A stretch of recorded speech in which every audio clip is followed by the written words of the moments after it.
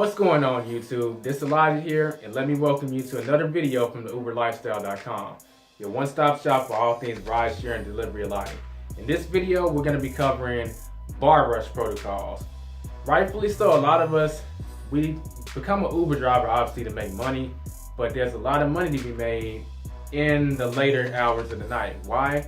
Less drivers on the road, which means there's more surge. And customers need to get from point A to point B. And during that time frame, it's starting to people bar hop, bar rush, or they head home from the bars. So we're gonna be covering the top 5 things that I consider bar rush protocols if you're gonna do it. Now, before we jump into it, you should know when is the bar rush. It's between 10 p.m. and about 3 a.m. in the morning. Especially on the weekends, there's gonna be surge. So, number 1, you want to make sure that you are quote-unquote comfortable with transporting drunk people. Let's just face it, some people, they'll be a little tipsy, some people may not, some people may be wasted. But you got to be comfortable with any of those scenarios. If you're not comfortable, then you need to stick to driving in the daytime. I know there's a lot of worst case scenarios that you've probably already seen on YouTube, but from personal experience, I can tell you it's not that bad. Okay, so get out there and give it a try, but if you are not comfortable with it, just stick to the daytime, okay? Some people call it quits after 10 o'clock because of this reason.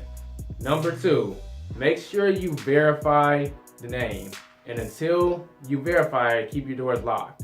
Especially during the bar rush, you'll pull up to a bar to pick up your Uber, and there's usually a crowd of people and several people looking for their Uber. So someone will just hop in your car and say, hey, you're my Uber driver, or say, hey, let's go. And you might be there to pick up Dan. You pick up a Steve, then let's say it's your first time doing it, say, okay, let me just go ahead and drive. And as you're driving, they notice you're going the wrong direction, like, hey, you know where we're going? Yeah, we're going to the other side of the city, right? No, we're going to my house. It's about 5 minutes away from the airport. Big problem, and it's gonna be on you as a driver. So keep the doors locked and verify, roll down the window and verify the name before anyone gets in your car. Makes everything go smooth, all right?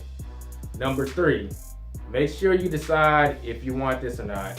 But it's the bar rush time, and especially between 10 and 12 people are heading towards the bars, and people will be approaching your vehicle with the red Solo cup. They're gonna wanna know, can they bring it in your vehicle? I mean, me personally, the answer is no. You can finish it. I'll wait like a minute for you to finish it, but you cannot bring that red Solo cup in my car. Some people, they might like it. I mean, they might allow it. I don't. If they have a problem with it, I'll just cancel and drive off. So decide if you're gonna allow that or not. Me personally, I ain't having it. Number 4, make sure you are aware of what kind of trip you're taking. Like a lot of times, you'll be in like a 3.0 surge zone. You get a ping. It's like 1.4 in the other direction or outside the surge zone. You take it, and then the customer gets in contact with you asking, hey, you know what, the ping messed up, but we're really here. Then you see that you're heading back into the surge zone. The moment that happens, you say, request another Uber, just cancel the whole thing out. Or if it's already been a few minutes, you can wait a few minutes and collect your cancellation fee. But you and me already know that surge doesn't last long. During the bar rush, you'll be more consistent, but this can be the difference between, $5 to $30 a lot of times. So, I mean, I know customers, they get mad, they don't want to pay the surge, but you took an Uber there, it's the bar rush, you knew it was going to be surge afterward. Either you want to pay it or you don't. If you don't want to pay it, take a taxi, which is probably going to be twice as much even with the surge. Call a friend to get you home. That's on you. But don't let it waste your time, drivers, because we look forward to surge, and we don't need to be cheated out of that. And last but not least, number 5, decide if you're gonna take them to get something to eat. A lot of times people having munchies on the way home, and they'll ask, can you go through the drive-thru or Jack in the Box or Taco Bueno or whatever. That's a personal decision. Me personally, it depends on the surge. If it's surging, hey man, you're just gonna have to go home hungry, because that's not my duty to take you to get something to eat. I mean, order it off Uber Eats and have it brought to you. I mean, your rating may take a ding, but who gives a f? You're here to make money, all right? I mean, I make some exceptions. As long as they're not ordering the whole freaking menu, I might accommodate them if there's no surge. Can I take your order, please? Carl, what do you want? You gotta eat to keep your strength up, man.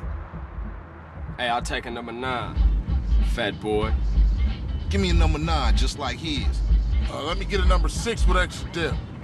I'll have 2 number 9s, a number 9 large, a number 6 with extra dip, a number 7, 2 number 45s, 1 with cheese, and a large soda. And there you have it. Those are the 5 bar rush protocols that I personally follow to keep everything running smooth.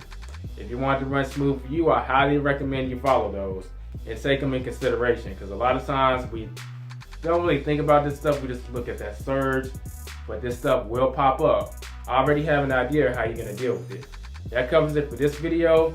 If you haven't done so already, you can go to the uberlifestyle.com to get more videos about Uber, Uber Eats, etc., both from the driver and passenger and customer now, if you do Uber Eats alike. And if you haven't done so, be sure to like, subscribe. If you got any comments, leave them down here. This is Elijah. Peace out.